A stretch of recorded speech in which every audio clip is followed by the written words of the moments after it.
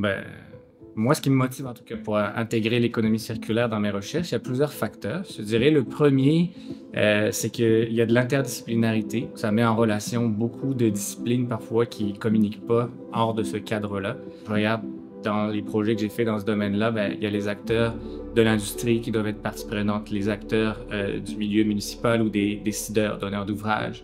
On met ce monde-là ensemble, puis ça permet donc de structurer les chaînes de valeur. Un autre aspect que j'aime beaucoup dans l'économie circulaire, c'est essayer de réduire la dépendance aux matières premières, les matières vierges. Donc, au lieu d'ajouter des matériaux neufs, ben, on va pouvoir réutiliser des matériaux qui sont en fin de vie. Moi, mon domaine, c'est les matériaux de chaussée.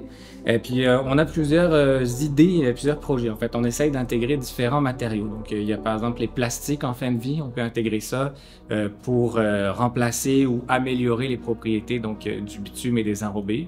Moi, je travaille aussi avec, par exemple, le bardeau d'asphalte. Donc là aussi, c'est un petit peu la même idée. Puis il y a toujours différents challenges.